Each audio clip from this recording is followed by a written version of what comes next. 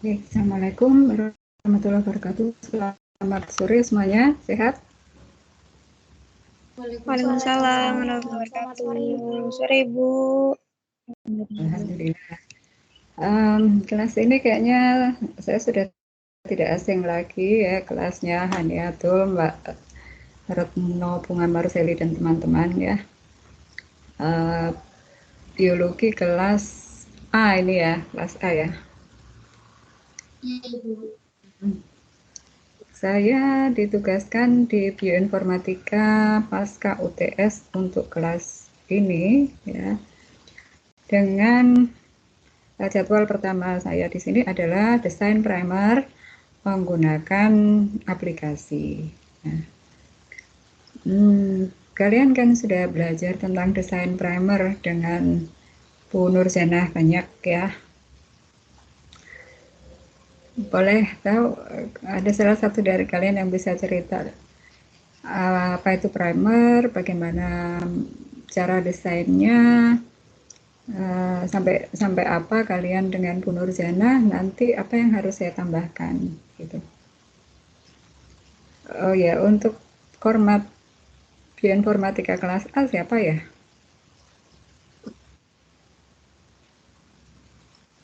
Ya Ibu. Siapa? Lu cek Retno Ibu. Ini suara siapa nih? Retno. Ya. Halo? Suara hilang timbul. Suaraku jelas? Jelas Ibu. Suaraku jelas. Suaramu kok hilang timbul? Bentar, saya tak coba pakai headset.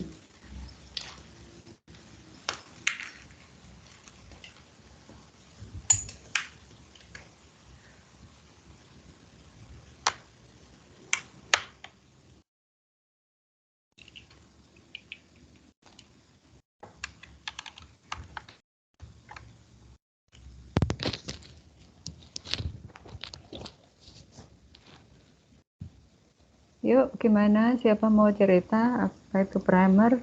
Sudah sampai apa yang diterangkan Bu Nurjana dan saya apa yang perlu saya tambahkan di sini?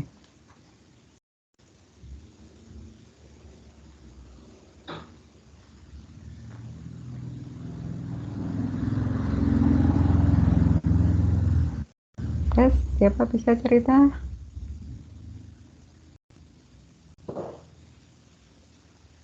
Suaraku lebih bisa didengar apa lebih samar-samar? Terdengar Bu. Wah, suaranya Retno hilang timbul gitu. Kayak terbawa angin. Tadi siapa PJ-nya? Kormatnya? Halo Belum. Ibu. Ya, Mbak Retno kormat. Oke Bu. Oh, oke. Ya baik.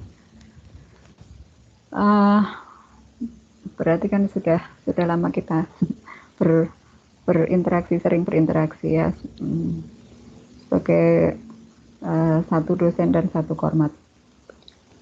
Yuk cerita primer kalian belajar dengan Bu Nurjana sampai apa yang masih perlu saya tambahkan ya?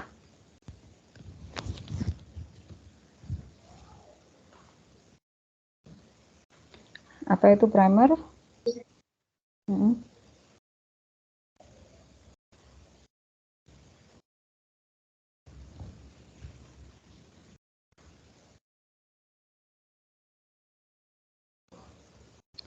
Mbak Hani Atul, coba kamu bersuara coba. Primer kalian dengan Bu Nurjana sampai apa?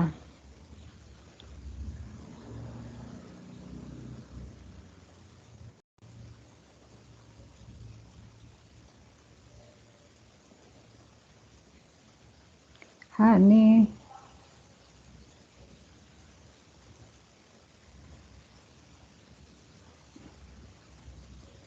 Imawarti bisa cerita? Bu, Ya, siapa nih? Ya, Raffi kemarin itu siapa terakhir tadi suara laki-laki siapa? Raffi Bu. Ya, silakan. Kemarin itu terakhir sampai belas Ibu. Sampai Belas. terakhir sampai belas. Untuk primer, untuk desain primer sampai apa? Desain primer itu ya PCR-nya juga sudah, yang kemarin pakai in silico sudah untuk yang sama apa?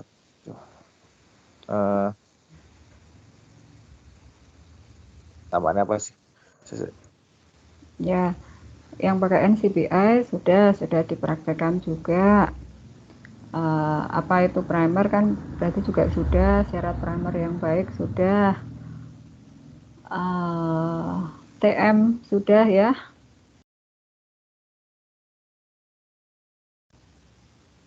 Terus terus ke desain primer menggunakan aplikasi sudah apa belum?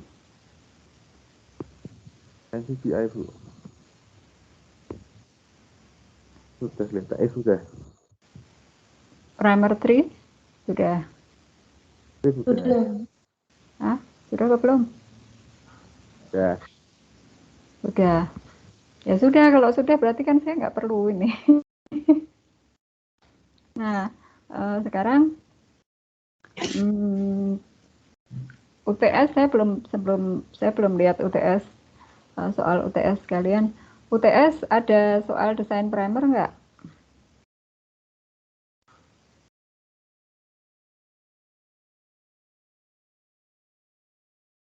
Ada nggak soal UTS kalian desain primer? Saya tak cek ulang ya.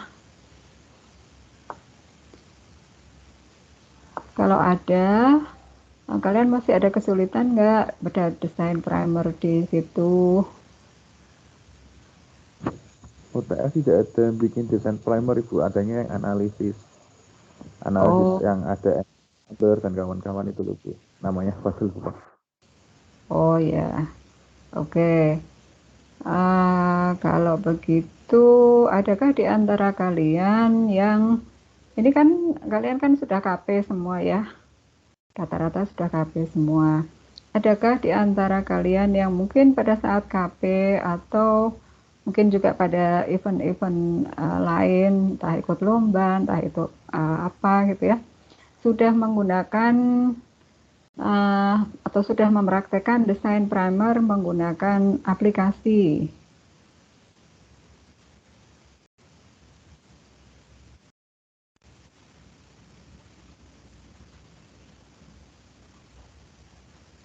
Kalau saya belum, Ibu.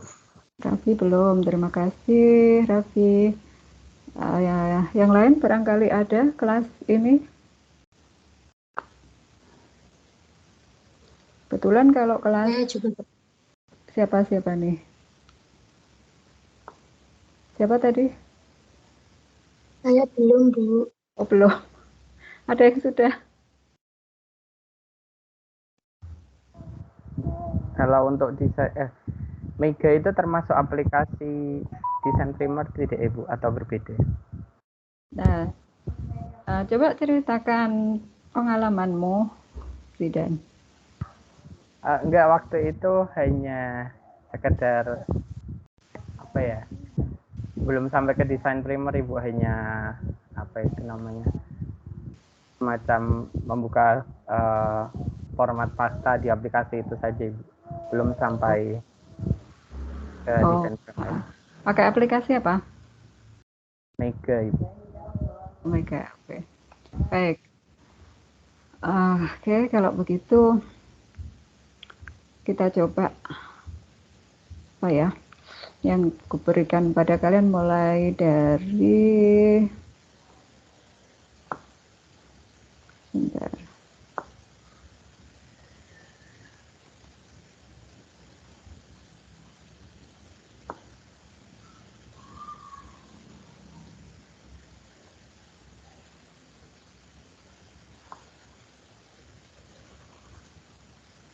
Ini aja ya.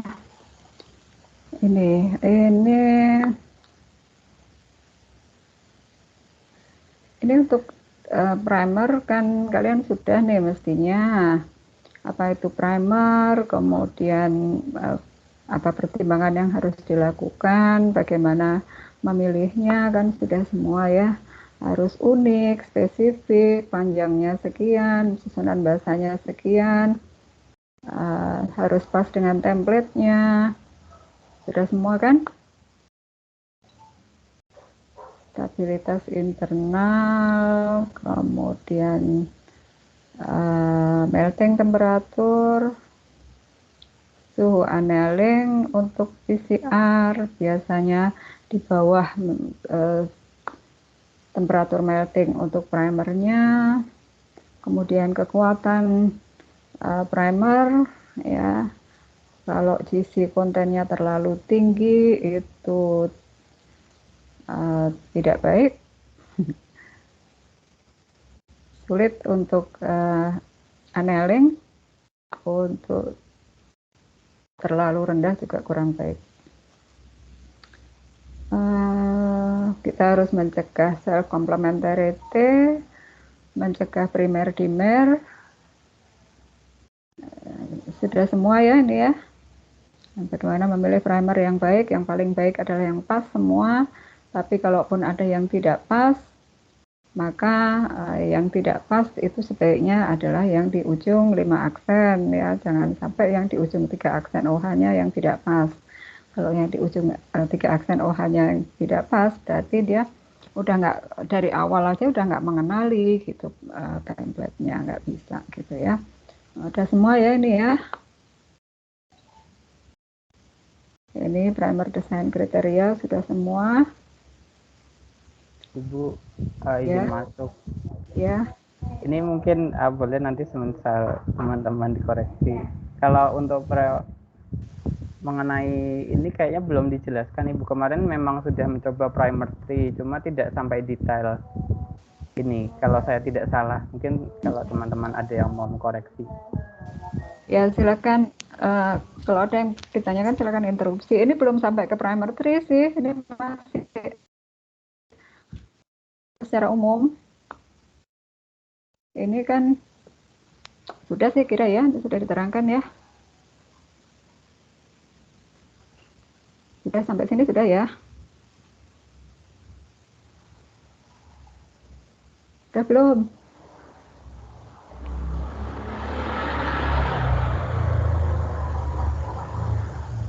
Sudah ini.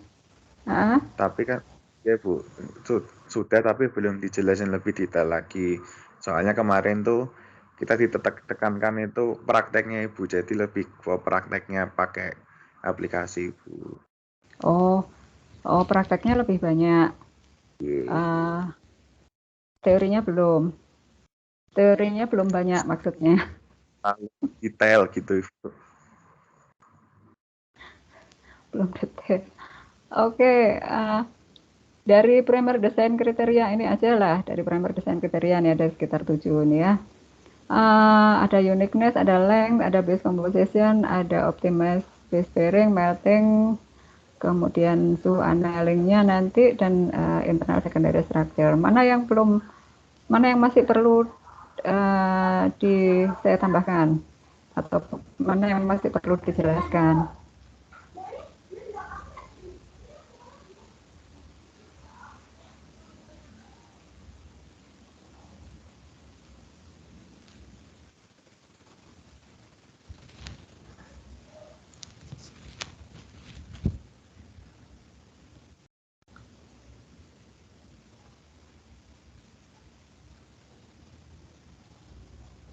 Ada yang masih perlu dijelaskan dari 7 kriteria ini?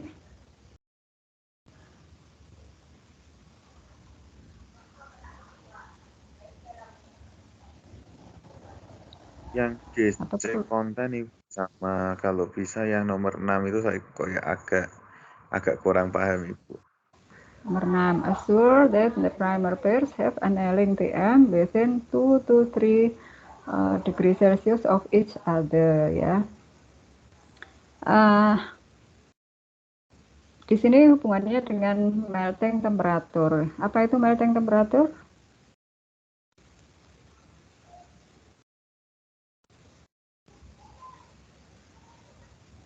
TM, temperatur melting. Apa itu temperatur melting? Untuk memisahkan DNA gitu, suhu untuk memisahkan DNA. Suhu pemisahan DNA ya. Kenapa DNA perlu dipisahkan? Ya, di sini kita harus ingat bahwa primer itu apa? Nah, primer itu apa sih?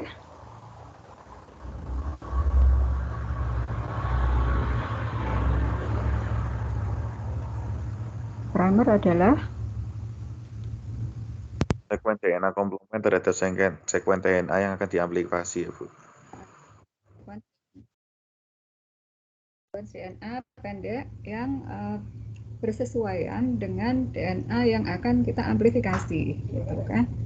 Dia fungsinya untuk membatasi awal dan akhir dari suatu sekuens DNA yang akan kita perbanyak, gitu ya. Nah, berarti dia akan berpasangan dulu, gitu ya. Bahasa pendek ini akan berpasangan dulu dengan template-nya, gitu ya. Kemudian nanti kan ada proses pemanjangan primer, kemudian nanti sudah saling bertemu, dia harus masuk ke siklus berikutnya, harus misah lagi dulu gitu ya, harus misah lagi dulu, kemudian nanti baru pemanjangan primer lagi dan seterusnya gitu ya. Nah, maka di situ perlu ada suhu yang tepat untuk melting antara DNA dan primer itu gitu ya. DNA dan primer di siklus awal, di siklus selanjutnya di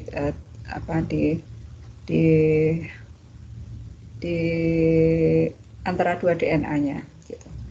Nah, melting temperatur yang baik itu adalah antara 55 sampai 80 derajat Celcius ya. Kenapa kok nggak rendah aja gitu ya? Bisa nggak sih sebenarnya suhu leleh atau temperatur primer itu kurang dari 55? Nah, bisa sebenarnya ya, misalnya untuk primer PCR yang PCR-nya adalah PCR RAPD, PCR Random Amplified Polymorphism DNA, itu TM primernya nggak sampai 55 ya. Kenapa? Karena tujuannya dia itu nanti supaya bisa cepat nempel dengan DNA template secara acak gitu ya. Nanti PCR standar yang kita bicarakan di perkuliahan ini adalah PCR standar, yaitu PCR yang menggunakan sepasang primer ya.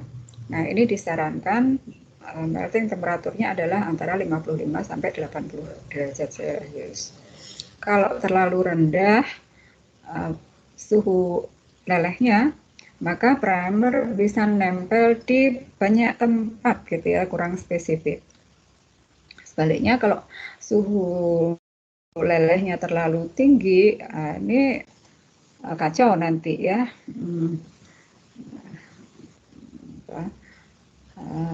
Sulit untuk bisa masuk ke siklus-siklus selanjutnya gitu. Nah, karena kita menggunakan sepasang primer, berarti kan ada primer forward atau di depan dan ada primer reverse yang di belakang. Masing primer itu kan punya dirinya. Misalnya ada mana ya? Ada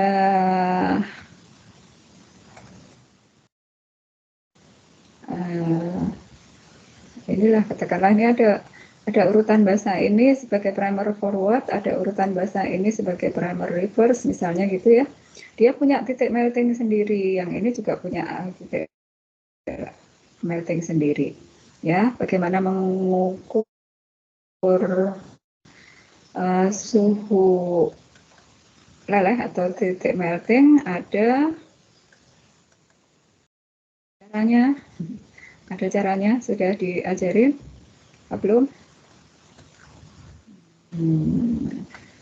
Untuk hitungan, nah ini melting temperatur TM, nah ini TM. Untuk melting temperatur dari masing-masing primer, ini ya. Ini ada beberapa metode, ada yang berdasar komposisi basa. Nah, ini yang paling umum dipakai untuk penghitungan secara manual. TM, temperatur melting dari suatu primer itu adalah berapa jumlah kandungan basa adenin dan timin dikalikan 2 derajat Celcius ditambah berapa kandungan basa sitosin dan guanin dikalikan 4 derajat Celcius. Ini biasanya untuk sesuai untuk ukuran basa primer yang sampai dengan 20 basa gitu. Dan ini metode manual yang paling banyak dipakai. Nah, kalau pakai primer tree, nanti kita menggunakan aplikasi misalnya ya, aplikasi primer tree, dia menggunakan rumus yang agak beda ya, dia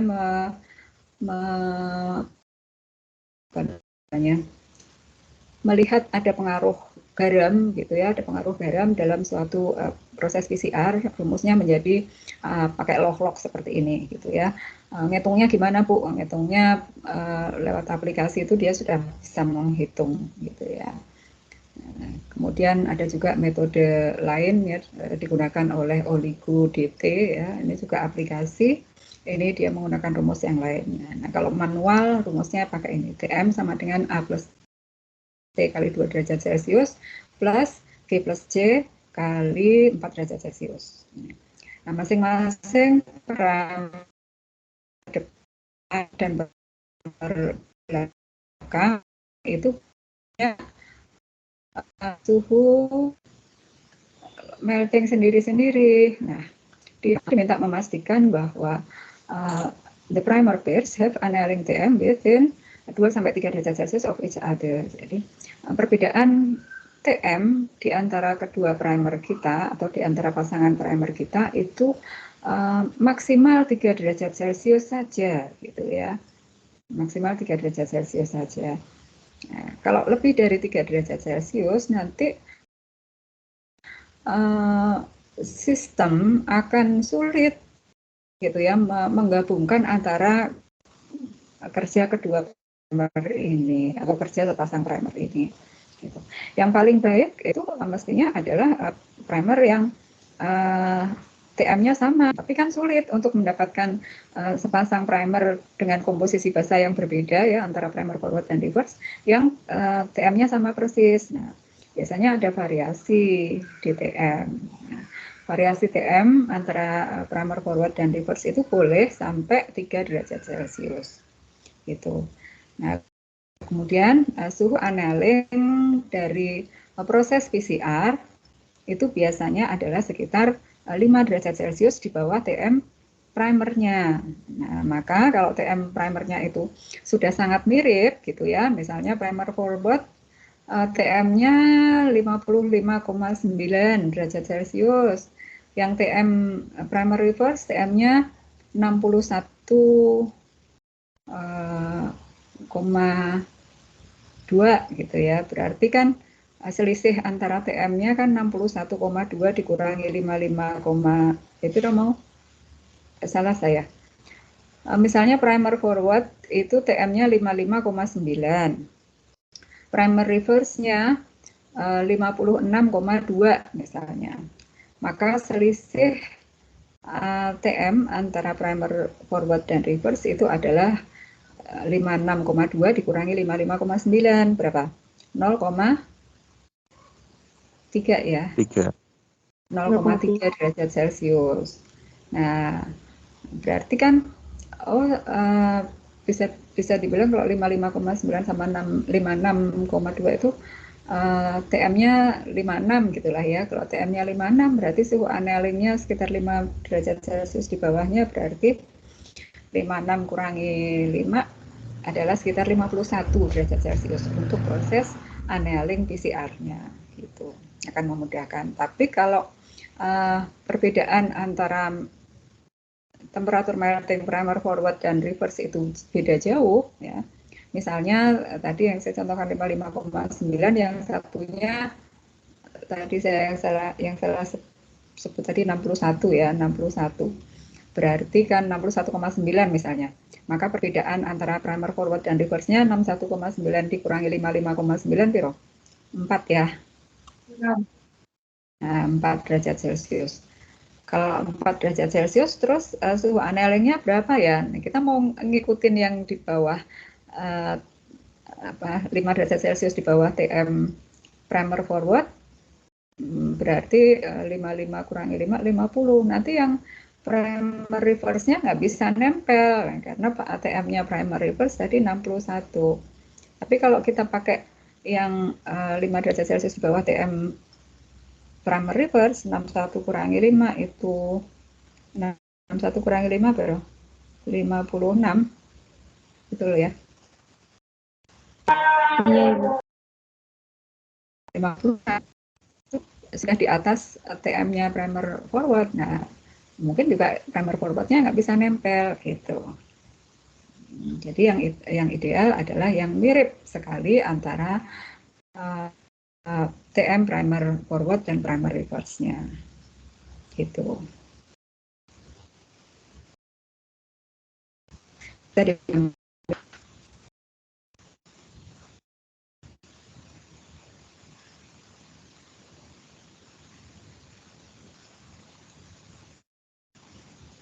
apakah bisa dipahami atau terlalu cepat atau bagaimana?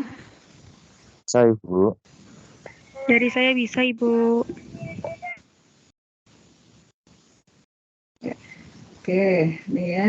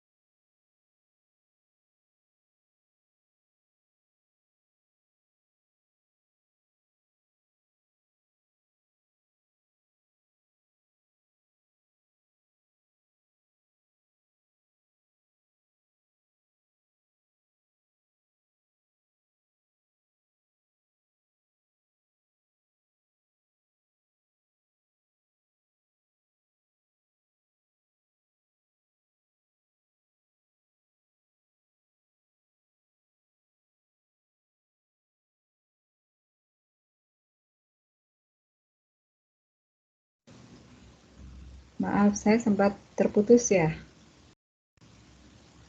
Iya, Ibu. Iya, Ibu. Ya, baik, sebentar. Sebelum saya lanjut, saya bereskan absennya dulu. Dinsa, kemudian Alisa. Oke, Virat sudah. Firmansyah ada nggak? Ini Raffi ada. Firmansyah ada nggak? Firmansyah hadir, Bu. Oh, sudah.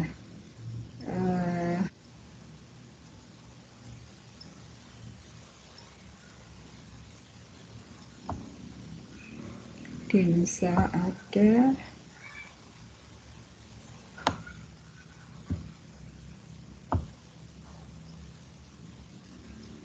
Bentar, ini kok siapnya agak lemot.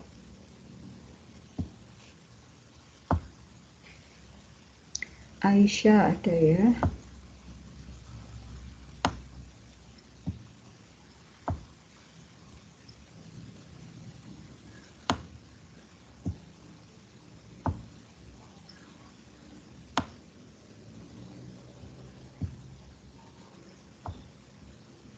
Ya. Absensi 71 dari 71, oke. Absensi beres.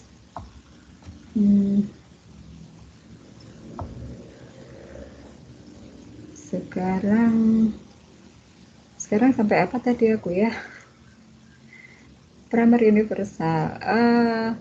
Pertanyaan saya tadi internal transcript spacer ya. Apa itu internal transcript spacer?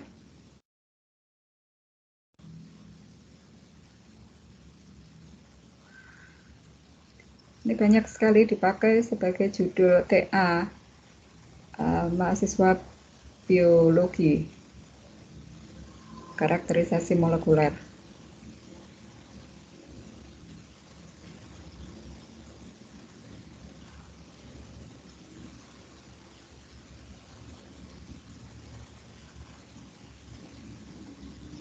Kurang tahu Ibu.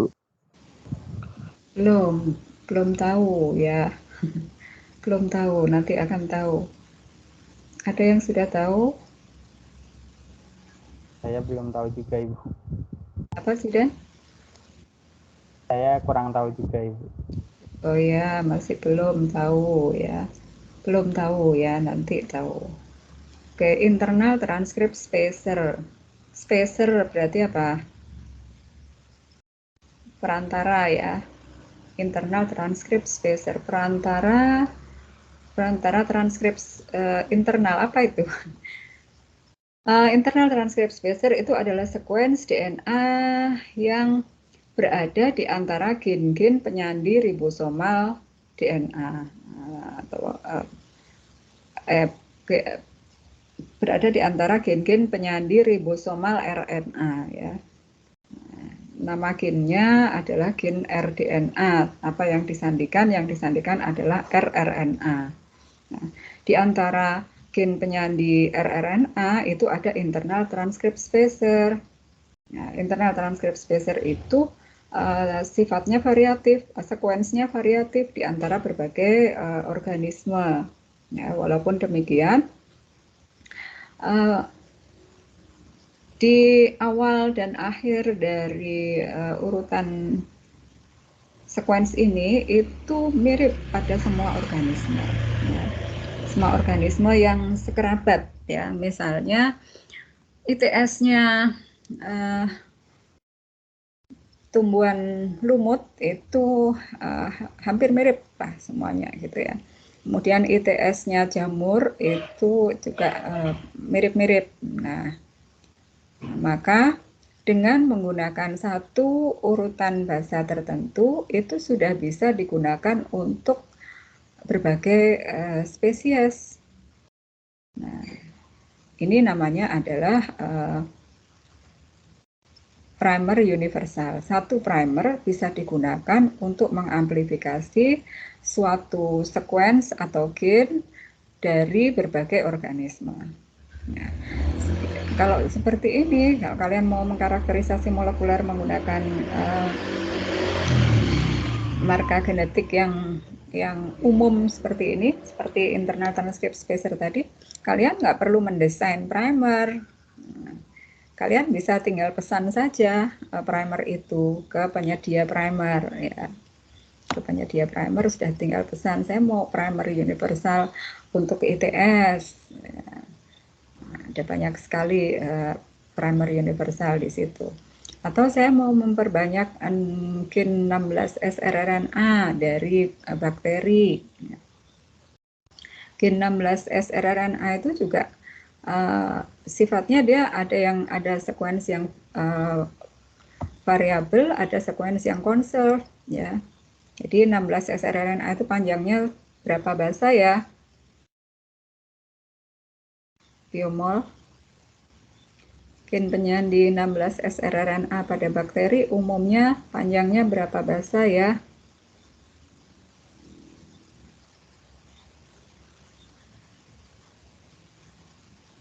Sekitar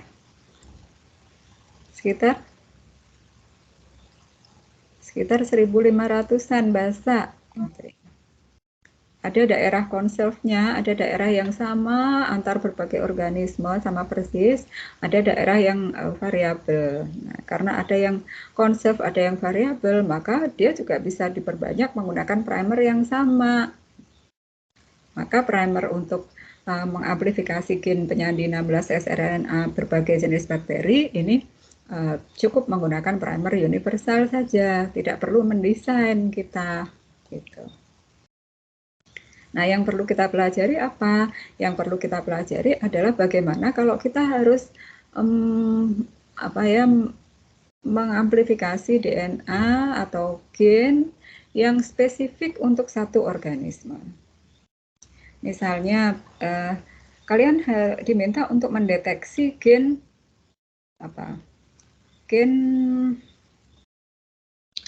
yang spesifik dijumpai di suatu organisme tertentu, gen penyandi BRCA1 penyebab kanker payudara pada manusia, misalnya gitu.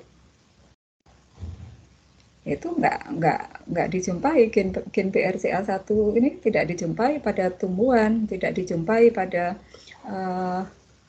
ayam misalnya gitu ya. Kalau pada mamalia mungkin ada, tapi sekuensinya beda dengan pada manusia. Nah, kalau pada manusia harus spesifik ini.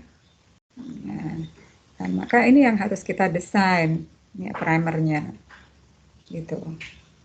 Namanya degenerate primers, ya, primers yang degenerate. Share screen saya hilang ya? Iya, Ibu. Iya, Ibu. Iya, Ibu. Ya. Mana tadi ya? Ini kayaknya. Yang universal primer tadi tidak perlu kita mendesain. Nah, yang perlu didesain adalah yang degenerate primer, yang spesifik. Kalau yang semi itu dapat untuk beberapa organisme, ya, beberapa organisme, misalnya mengamplifikasi HPV, human V-nya apa ya, virus dari manusia itu ada beberapa tipe, ya, tapi di beberapa tipe itu bisa kita cari dengan satu primer saja, itu namanya semi universal primer. Nah, degenerate primer tadi ya khusus untuk satu organisme saja. While the genetic codes are degenerate, different organisms do show preferential bias in codon usage, which can be used to limit the possible packet translated nucleotide sequence. Di sini harus mendesain degenerate itu kita sesuaikan betul sesuai dengan organismenya. Nah, untuk ini kita perlu ada database dan atau database plus aplikasi program, gitu ya. Yang berdasarkan database saja itu sudah kalian pelajari dengan Bu Nurzana menggunakan NCBI, betul kan? Iya, Ibu. Ini pakai NCBI, nukleotidnya apa? Di situ kamu tuliskan apa namanya, nama gennya dan juga nama organismenya, ya. Apa misalnya yang kemarin kalian praktekkan misalnya?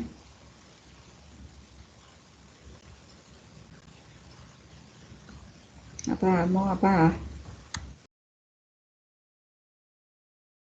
Corona, Bu. Kalau kemarin saya pakainya nganu Bu, E. coli sama manusia Ibu.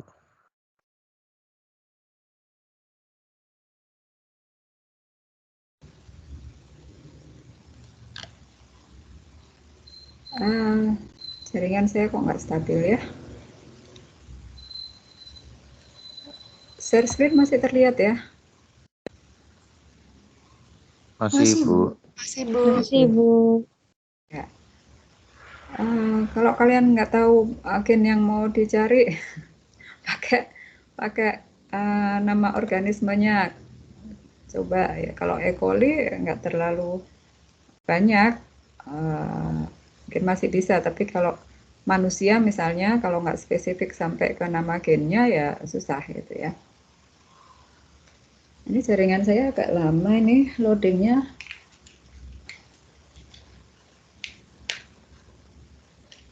Loh, malah nggak bisa. Oh, bisa. Nah, ini E. coli. Di sini ada banyak sekali database tentang E. coli. Ini pendek-pendek banget ya.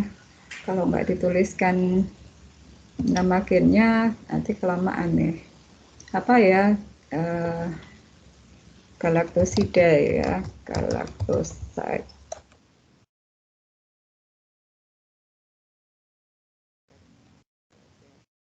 Kalau kita mau mencari enzim penyandi gen penyandi enzim galaktosida permease misalnya dari Escherichia coli. Kita muncul di sini. Nah, ini ada complete genome. Kalau kita menggunakan complete genome untuk fake primers, bisa nggak?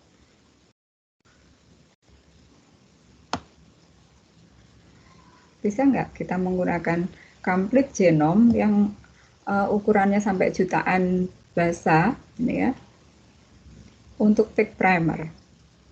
Kalian sudah belajar fake primer dari NCBI. Misalnya kita ambil salah satu Escherichia coli ini saja.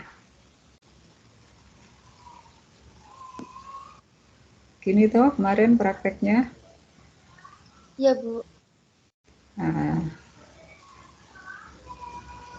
aduh, lama sekali ya.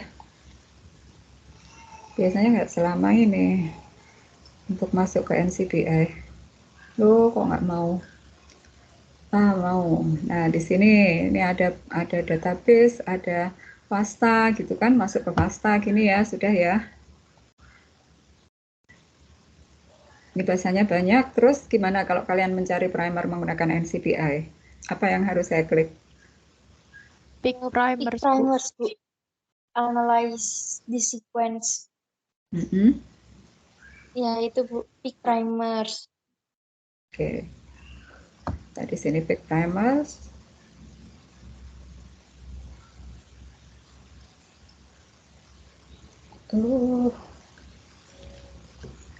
Lamanya. Ini kalau kita dari genom, complete genome ya, ini sudah muncul ya. Ini nomor aksesinya muncul. Kalau di NCBI nggak perlu kita kopas semua urutan fastanya. Kalau nomor aksesinya sudah muncul, kita bisa langsung pick primers ya. Andaikan syarat-syarat ini semua kita abaikan gitu ya, artinya kita tidak minta apa-apa lagi gitu, ini bisa kita keep primers.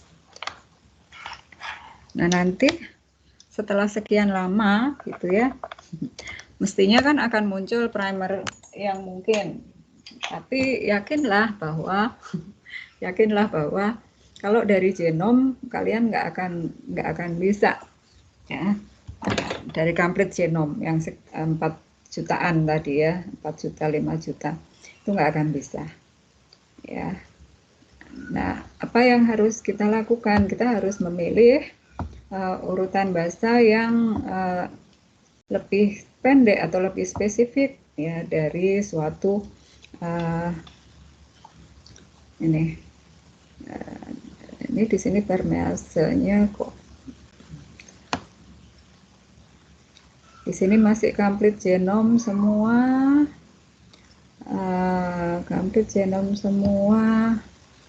berarti harus kita perkecil lagi ini.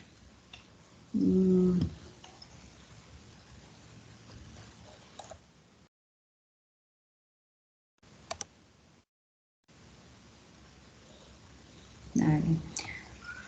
Dengan menghilangkan kata permease, ternyata kita bisa menjurus lebih spesifik ke galaktosida permease dari Escherichia coli.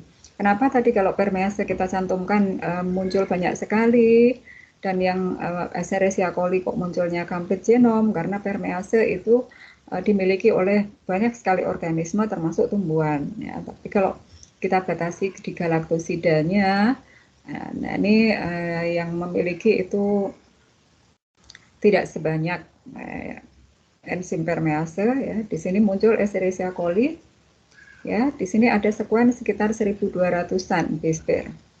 Nah, sequence ini sequence yang tidak terlalu panjang untuk pencarian primers menggunakan database ya. Kalau sudah di atas 10.000 itu biasanya database sudah sulit untuk mencari primer yang tepat. Maka diperlukan adanya aplikasi ya. Ini kalau Escherichia coli galaktosida permease gen, kita ambil pastanya, kita pack primers. Yang lain kita abaikan.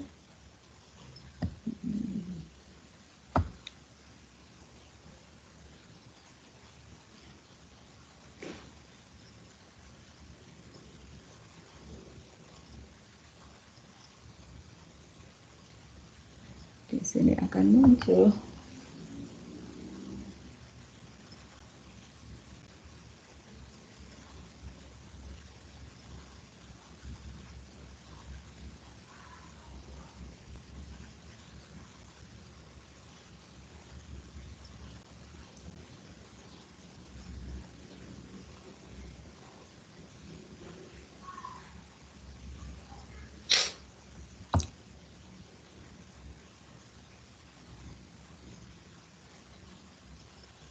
Agak lama nih ya. Seperti itulah ya, kalau Peak Primer NCBI sudah kalian praktekkan ya, bisa ya. Nanti muncul data. Ada kesulitan kalian Peak Primer dari NCBI? Insya Allah bisa, Bu. Insya Allah bisa ya. Oke, kita tinggal karena kelamaan. Nah, tadi mana? Ini. Kalau menggunakan aplikasi, ya, kita setelah mencari suatu nukleotida dari basis data NCBI misalnya, kita bisa menggunakan aplikasi tertentu, misalnya dari Primer 13 ini. Ya. Bisa juga dari aplikasi yang lain ya. Nah, di sini saya cobakan Primer 13 ya. Ini tampilan dari primer13.com ya. Di sini ada sequence ID ya. Di sini kalian tampilkan nomor aksesinya, kemudian di sini kalian kopas untuk fastanya. Sudah sampai di sini kalian primer 3-nya? Sudah? Sudah, Ibu. Sudah, Ibu. Ya. Terus bagaimana pemilihan memilih primer yang baik? Sudah?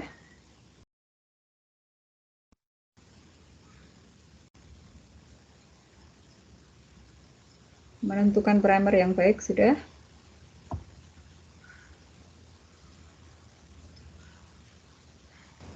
Sudah, Ibu. Sudah, oke. Baik. Ini kok nggak muncul-muncul? Ini saya cancel aja. Ini kita ambil tadi.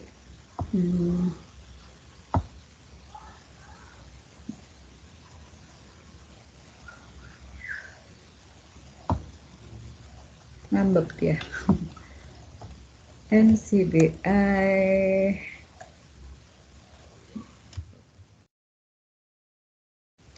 Kita tadi pakai apa? Galactosida ya.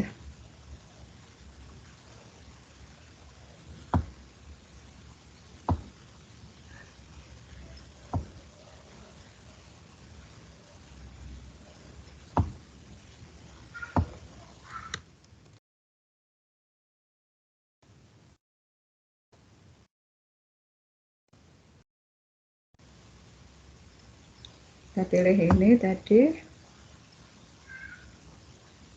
Nah, ini kita ambil fastanya. Di sini nomor aksesinya adalah EU sekian.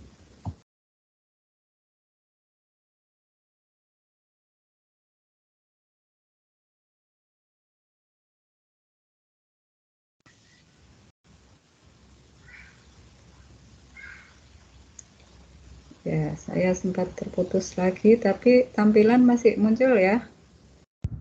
Masih, Ibu. Masih mungkin, masih. Ya. Oke. Nah, di sini ini kita kopas untuk urutan basanya.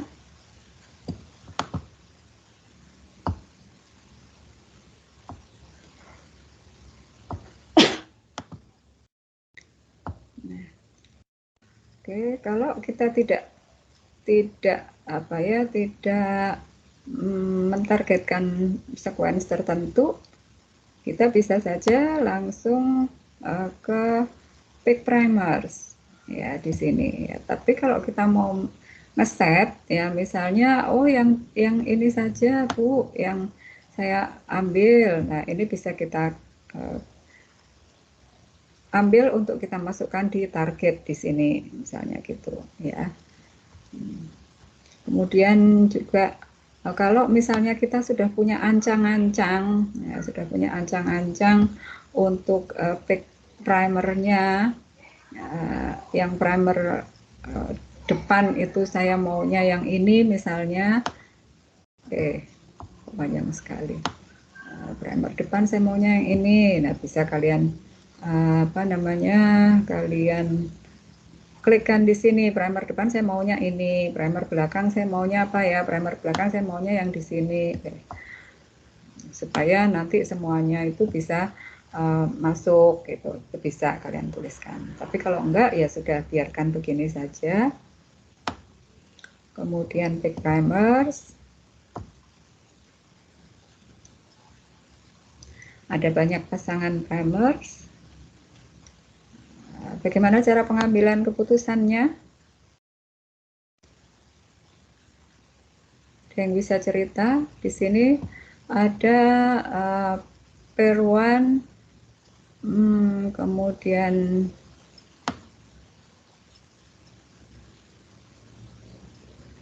hanya pair one.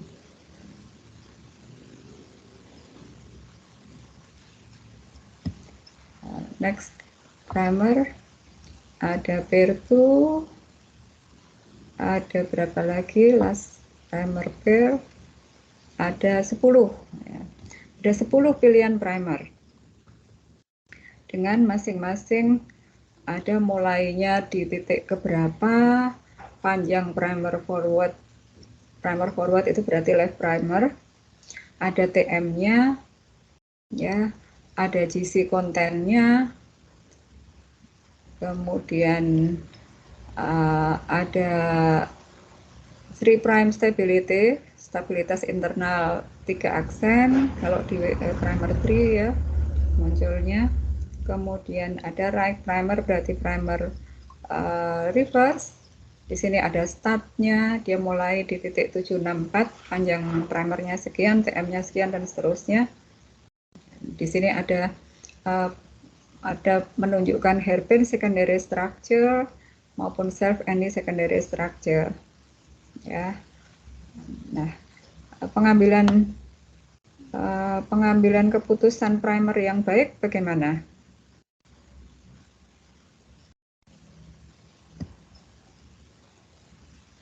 Ini yang penting bagi kalian pada saat desain primer, baik melalui database NCBI maupun melalui aplikasi Primer 3 misalnya, Primer 3 Plus tadi ya. Ada sekian banyak alternatif. Biasanya sih normalnya ada 10 pilihan primer. Nah, bagaimana kalian memilih primer yang baik, yang tepat untuk kalian gunakan dalam mengamplifikasi gain yang akan kalian cari?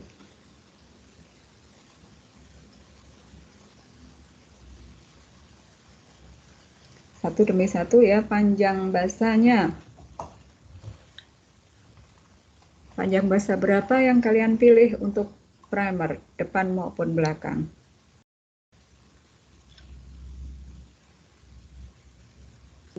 Sampai 30 bahasa. 15 sampai 25, Ibu.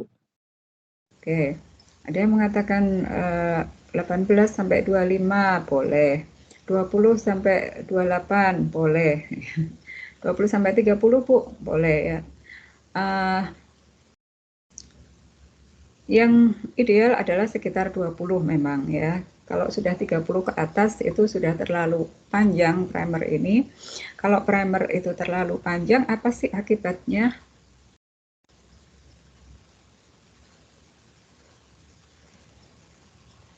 Sebenarnya primer itu, kalau primer itu panjang ya, kalau dia spesifik sekali terhadap satu gen tertentu, ya dia akan benar-benar pas di gen itu gitu ya, dia nggak akan mengenali gen-gen yang lain. Nah, bagus secara spesifisitas. Tapi primer yang panjang ini juga membutuhkan waktu penempelan yang lebih banyak atau waktu yang lebih lama gitu ya untuk penempelan. Terus untuk mendesainnya ya, untuk primer itu kan oligonukleotida pendek yang dibuat secara in vitro, jadi dibuat secara sintetis. Nah, semakin panjang berarti kan juga membutuhkan bahan pembuatan yang lebih banyak gitu ya, waktu pembuatan juga lebih lama, menjadi tidak efisien gitu. Jadi tidak perlulah primer itu terlalu panjang-panjang banget. Tapi juga nggak boleh terlalu pendek gitu ya. Kalau terlalu pendek maka spesifisitasnya kurang. 10 basa misalnya, 10 basa dia bisa loh Bu menempel di gen saya gitu. Tapi mungkin setelah 10 basa yang pertama itu di 10 basa berikutnya itu beberapa gen lain itu juga bisa teramplifikasi oleh primer ini. Maka menjadi kurang spesifik, ini tidak disarankan. Tapi kalau tadi pengembangan PCR, ada pengembangan PCR, salah satu pengembangan PCR adalah RAPD PCR, Random Amplified Polymorphism DNA, itu primernya tidak sepasang tapi cuma satu. Tujuannya untuk mengamplifikasi banyak tempat dari genom. Nah, itu cukup 10 basa. Gitu.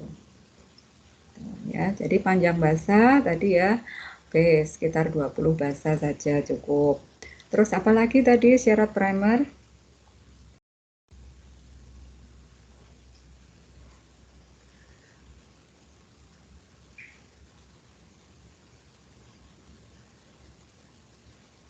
Syarat primer apalagi tadi? Yang lucu tadi?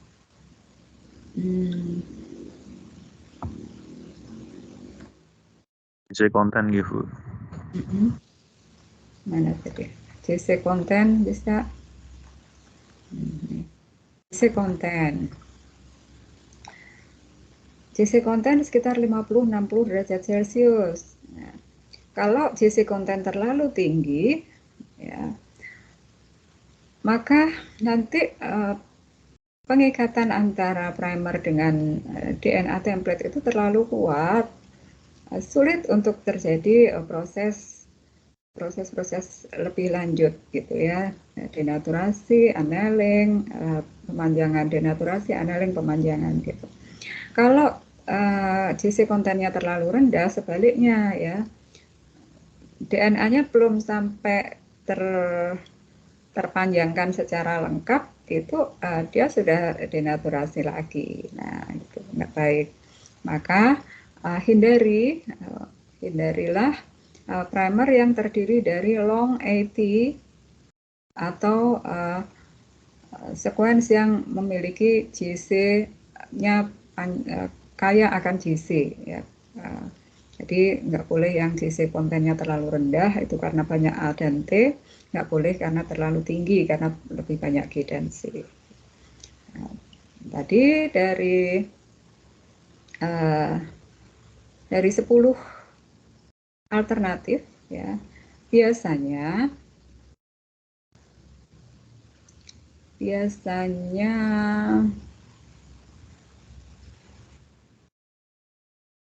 di sini ditunjukkan JC konten.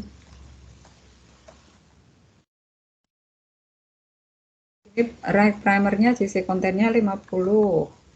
Yang ini JC kontennya juga 50. Oke, sama JC kontennya sama-sama 50, sudah cukup baik. Biasanya baik menggunakan aplikasi maupun database itu dia sudah pinter mencari gitu ya, yang JC kontennya itu mendekati itu. Nah, tinggal kita kemudian milih gitu ya, mana yang JC kontennya paling tepat di antara mereka. Nah, itu. Oke, ini sudah 50. Ini saya misalnya ya screenshotnya karena di sini primer 10. Kita cermati yang primer 10 ini aja. primer forwardnya panjangnya 20, yang reverse juga 20, berarti cukup ideal. JC kontennya juga cukup ideal. Kemudian apalagi syarat primer tadi? Ini optimize base pairing, stability at 5' N itu tinggi, stability at 3' N ini yang rendah, untuk meminimalkan false priming, meminimalkan perpasangan basa yang salah. Untuk primer 3 itu di sini yang ditunjukkan adalah 3' stability, ya. 3' stability di sini 3,9, di sini 2,5. Nah, yang 2,5 ini cukup rendah gitu ya. Kalau 3,9 itu cukup tinggi ya. Tinggi itu biasanya di atas 3 itu sudah tinggi. Kalau 2 ke bawah itu rendah ya. Ya 2,5 di antaranya. Nah, silakan. Oh, yang ini kurang bagus, Bu. Saya nggak mau pilih ini ya. Silakan pilih yang lain. Itu ya. Misalnya di sini stability-nya 3,5 sama 22, Bu. Saya nggak mau, saya yang lain lagi. Ini 2,2, 3,4. Next lagi. Sini 3,1, tapi di sini 5,2. Oh, 5,2 nggak bagus gitu. Di sini 2,6, di sini 1,9. Left primer ini. Oke, di sini bagus, Bu, untuk 3' stability. Oke. JC kontennya yang 155, yang 150. Oke, nggak apa-apa, masih sesuai semua. Lengthnya 20-20. Oke. Kemudian TM. Ya, TM, tadi syarat TM. TM-nya berapa?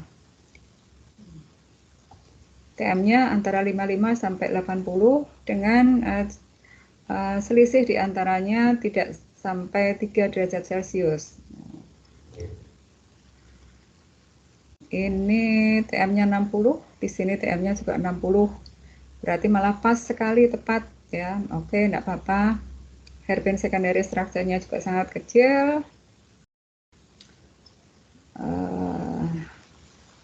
Nah, ini saya pilih ini, Bu. Oke, untuk syarat ini cukup baik ya. Di sini diawali bahasa C juga. Ini merupakan salah satu syarat yang cukup baik untuk primer forward. Kemudian kita lihat start dan stopnya gitu ya. Start itu adalah titik awal dari primer forward di 181 ya, di nukleotida nomor 181.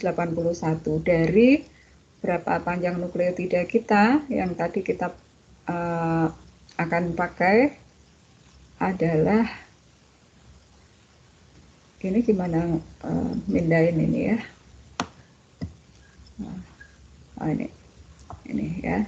Ini tadi adalah 1200 berapa tadi? 1200 sekian. 1254 basa. Kalau 1254 basa kemudian kita mengamplifikasi dari suatu titik nomor 181, berarti ini masih cukup depan ya. Kemudian yang belakang di posisi berapa? Di posisi 706. Berarti nanti produk PCR-nya berapa? Kalau dimulai amplifikasinya di titik 181, di right primer, di primer forward dimulai di titik 706, karena primer reverse berarti dia maju ke depan, 706 maju ke depan, maka produk size-nya berapa?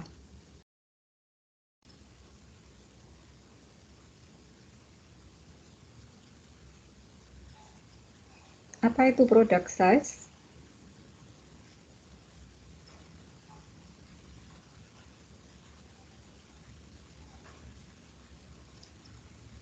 Apa itu produk size?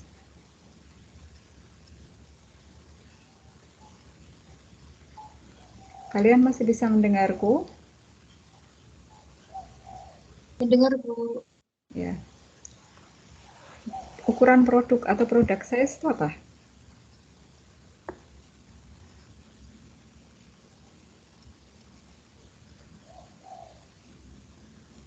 Ukuran dari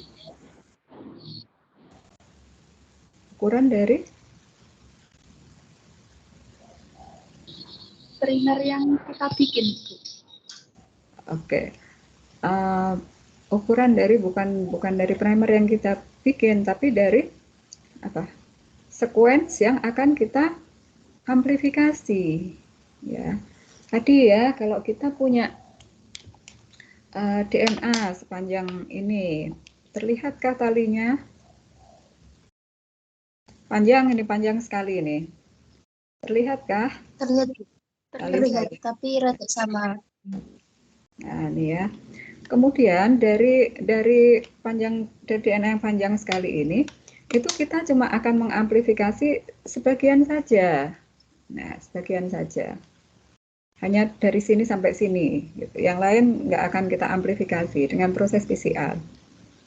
Nah, kalau demikian, berarti kan kita harus memberikan primer forward di sini dan primer reverse di sini. Ya kan? Supaya yang terbatasi itu benar-benar ini saja. Nanti yang jadi banyak sekali itu adalah sequence ini tok.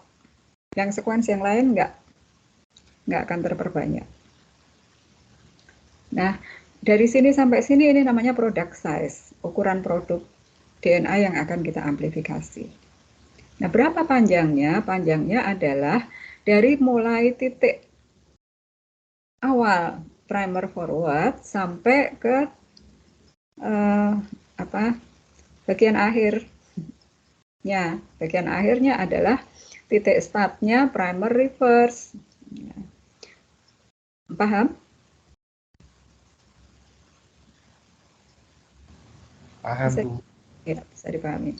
Kalau demikian berarti ini kalau misalnya saya minimalkan, berarti ini ya, kalau misalnya ini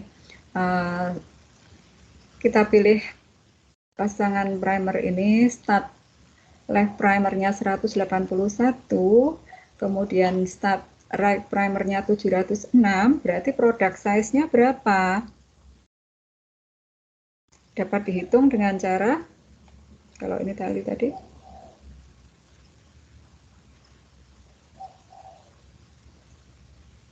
dengan cara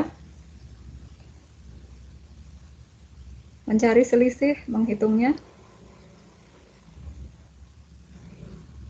Dikurangi ya? Ya, dikurangi. Berapa dikurangi berapa? 706 dikurangi 181. Betul sekali, 706 dikurangi 181. Jawabannya berapa? 525. 525 ya. Kalau saya hitung, kalau saya kurangi, ya, saya lihat selisihnya 525, Bu. Tapi di sini dibilang product size-nya 526. Nah, sekarang kalian tinggal ngitung nanti ya. Mohon maaf Bu, koreksi 625 Ibu. Gitu ya. Nah, udah ketemu product size-nya di sini. Nah, product size ini ikut menentukan pengambilan keputusan kalian ya. Product size harus kalian pertimbangkan sesuaikan dengan tujuan penelitian kalian atau tujuan proyek kalian. Ya, misalnya, Bu, saya itu diminta untuk mendeteksi gen.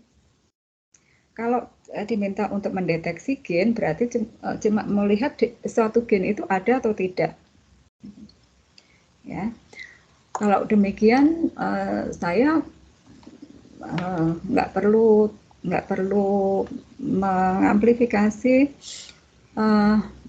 urutan yang terlalu panjang lah, Bu. Yang penting terlihat gen itu ada atau tidak.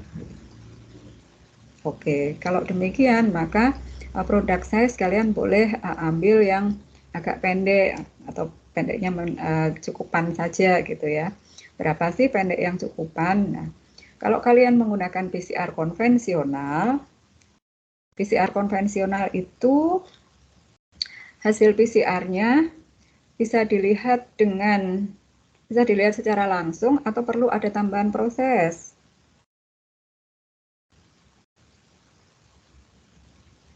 PCR konvensional.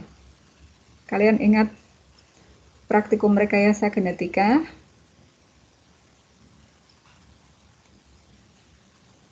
Setelah proses PCR, lanjut untuk mengamati hasil PCR-nya, lanjut ke proses apa?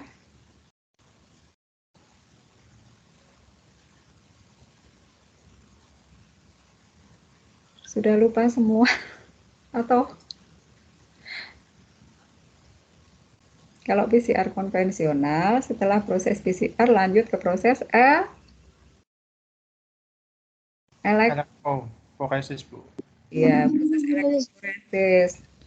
Di elektroforesis, di situ kalian akan membandingkan antara DNA yang kalian peroleh dengan suatu DNA yang sudah tertentu panjangnya, namanya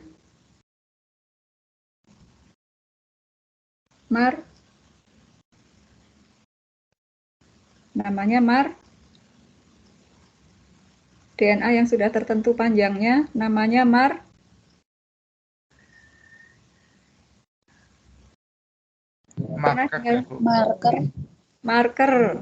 marker ladder DNA ya, DNA yang sudah diketahui panjangnya masing-masing. Nah, untuk elektroforesis DNA menggunakan gel agarus ya, apalagi gel agarus yang rendah yang cuma 1% atau 0,8%. Ukuran terkecil yang bisa terlihat adalah sekitar 100 base pair. Itu pun yang 100 base pair itu biasanya tidak jelas gitu ya, lamat-lamat. Maka kalau kalian mau menggunakan PCR konvensional, saya menyarankan product size-nya itu adalah minimal 200 base pair. Ini loh product size-nya, minimal 200 base pair. Gitu.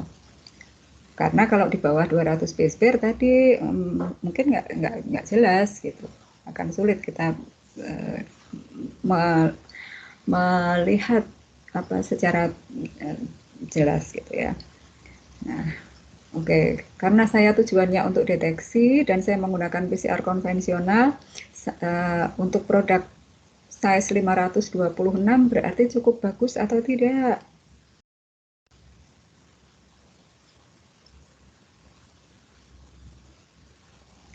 Cukup bisakah mewakili deteksi?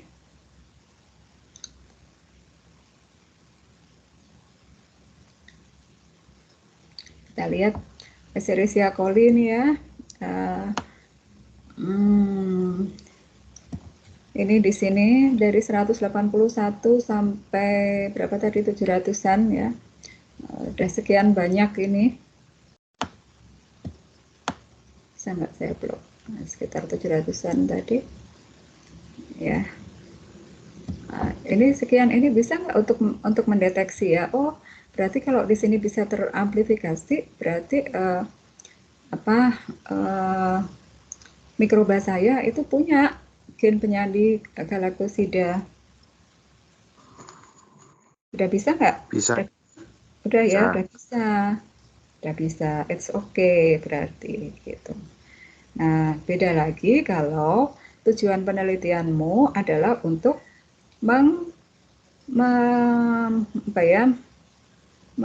mencari pembeda di antara berbagai isolat Escherichia coli misalnya. Jadi saya mau lihat perbedaan masing-masing, berarti mengkarakterisasi.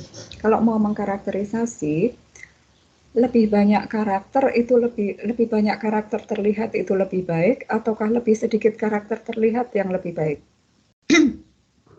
Lebih banyak, Ibu. Lebih banyak karakter terlihat akan lebih baik. Maka kalau untuk tujuan karakterisasi antara berbagai isolat atau berbagai mikroba atau berbagai organisme sekerabat gitu ya, pilih yang product size-nya itu lebih panjang ya. Semakin panjang product size, misalnya ada ada produk size yang sampai sekian, ini akan semakin baik untuk tujuan karakterisasi. Itu. Ya, jadi kembalikan ke tujuan. Kemudian juga kembalikan ke metode mana tadi? Ini ya. Metode yang akan kalian pilih dalam proses PCR. Tadi kalau untuk PCR konvensional adalah 200 basa ke atas ya. Tapi kalau kalian menggunakan real time PCR, di mana real time PCR itu biasanya untuk tujuan deteksi dan real time PCR itu biasanya lebih sesuai untuk mencari urutan basa yang pendek, maka produk size-nya pilihlah produk size yang berukuran pendek. Untuk PCR real time, mesin real time PCR itu antara 75 sampai 200 base pair itu cukup baik untuk bisa dilihat gitu ya. Itu tadi beberapa strategi yang bisa kalian tempuh pada penentuan keputusan primer mana yang akan kalian ambil dalam suatu proses PCR. Sampai di sini ada pertanyaan?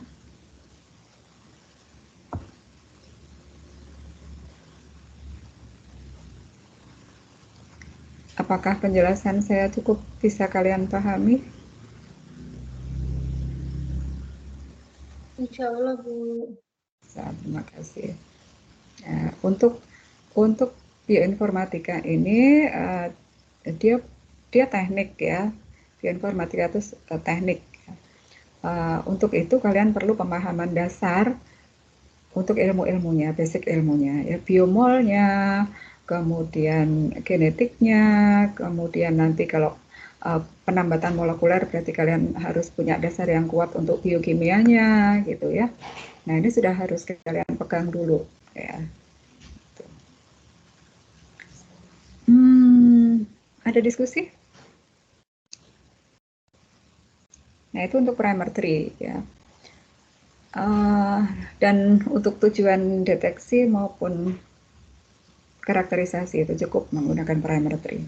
Kalau kalian mau cloning, lain lagi. Kalau kalian mau cloning, kalian perlu mendesain suatu primer yang benar-benar tidak boleh hanya mendapatkan sebagian kecil dari sequence gen. Kita harus mendapatkan gen itu secara total, gitu ya, dari paling depan sampai paling akhir. Nah, ini kalian perlu menggunakan aplikasi yang spesifik, ya, misalnya menggunakan SnapGen. SnapGen itu adalah aplikasi yang berbayar, ya, yang bisa dipakai untuk mendesain primer secara penuh, ya, untuk bisa mengamplifikasi satu gen secara penuh. Saya kira untuk SnapGen misalnya, ini untuk kalian yang memang interest sekali sampai ke cloning, silakan nanti kita bisa komunikasi pribadi. Tapi untuk target kelas bioinformatika biologi ini saya cukupkan sampai di primer 3. Itu ya aplikasinya, primer 3 plus. Nah, silakan nanti kalian coba-coba sendiri ya di rumah gitu ya. Bagaimana sih kalau saya mau mengamplifikasi gen tertentu? Ya. Itu ya.